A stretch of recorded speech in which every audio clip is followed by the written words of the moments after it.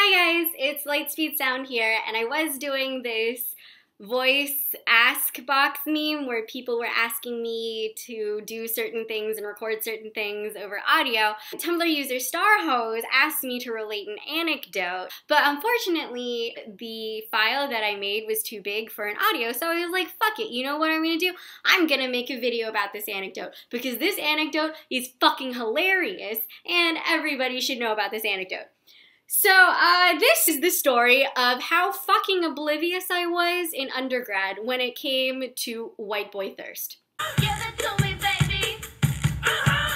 And all the girlies say I'm pretty fly for a white guy. So, a little background on this. When I was in undergrad, I dated this tall, skinny, white boy, hipster, wannabe European fuckwit indie dude for the entire freshman year. Like, we had been dating for almost a year when we broke up. Because you don't fucking know when you're in a bad relationship, like, until 3 months later and you're wearing your retrospect glasses and you look back and you're like, holy fuck, that was a shitty relationship. Like, at this point in time, I was not aware that he was an asshole. It was literally like I was in the middle of a fucking hurricane and had no idea it was raining. So anyways, this dude was basically like when I say he was an asshole, I mean that, like, he had one of those voices like the teacher in Ferris Bueller, like, wanna be clever, and like he was attempting to deadpan every single sentence he had. He was one of those white boys who was like, oh, I really am more European because I do this and this and this. More context. What happened is that we were both in a production of Rocky Horror, like a shadow cast, where I was Columbia and he was Brad. And yes, because he definitely looked like Brad. Like, that is how much of a white boy this guy was.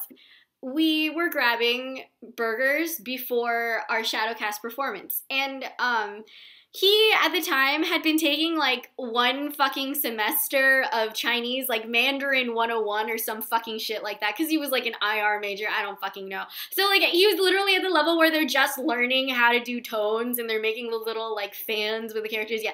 So anyways, he starts talking to me in fucking Mandarin.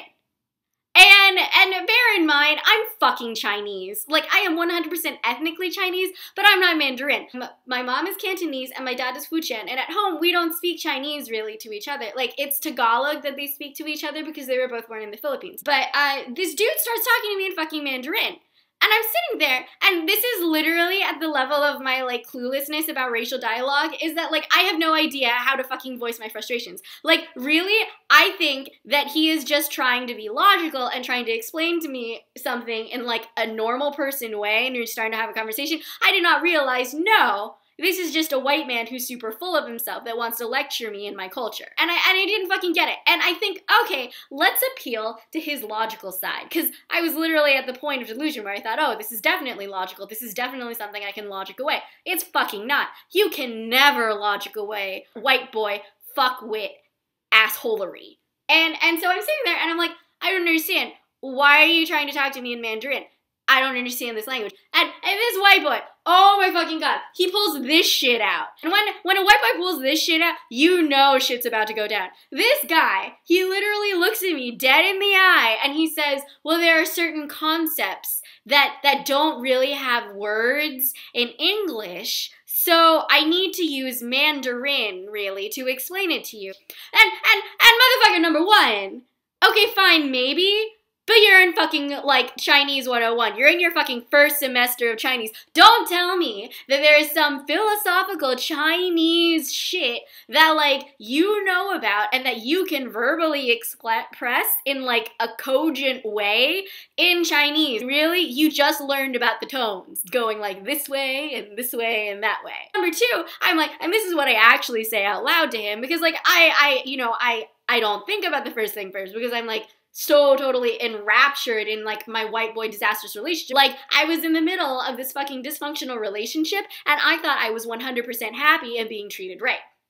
So what I say to him is and this is fucking gold.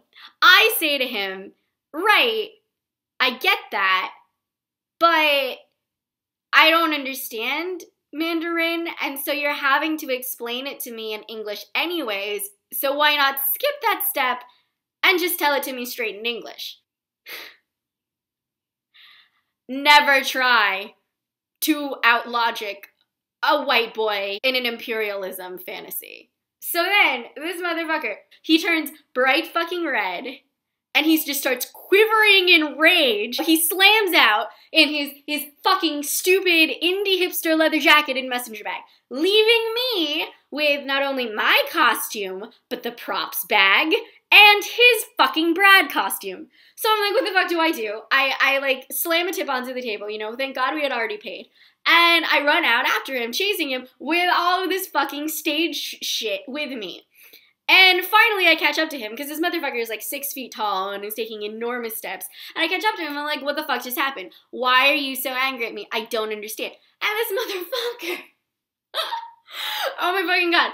Oh yeah, he literally turns to me and like, are you ready for this? Like, I want you to imagine like a looming, like skinny crane of a white boy with his hands all akimbo like this, like, I was trying to express my love for you, and you were silencing me, and if you can't let me express myself, well then you can just fuck off. What do you even say to that? So then, I like, the first thought in my head, of course, is like, what the fuck just happened? Like, I have no idea how to comprehend the, like, absurdity of this situation. The absurdity of, like, a white boy telling me that I am silencing him because I'm not letting him speak to me in a language I don't understand. And I start sobbing. Not because my boyfriend just told me to fuck off, which should have been why I was upset, and which should have made me angry at him, but I was not angry at him. No, you know what I was thinking? I was thinking, what the fuck are we gonna do? We have to put on Rocky Horror in 20 minutes, and we have no fucking Brad. Which goes to show, number one, you never know that you're actually in a clueless, shitty relationship until you get out of it, and number two, you can take the geek out of the theater, but you cannot take the theater out of the fucking geek.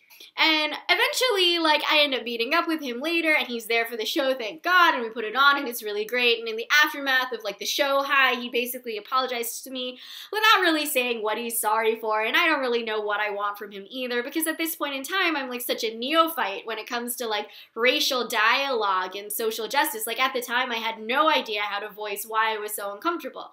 And the moral of the story is, you really literally have no idea you are in a shitty relationship until you get out of it. And the second moral of the story is, as a woman of color, you can be in love with a white boy and not realize he's a fucking asshole. Our society has told us that we should accept fucking white boys and accept all the bullshit we feed us, and in school we are not taught how to, like, really verbalize our emotions. Save women from shitty relationships. Because nobody deserves to have their own culture explained to them by motherfucking nasal Brad from Rocky Horror.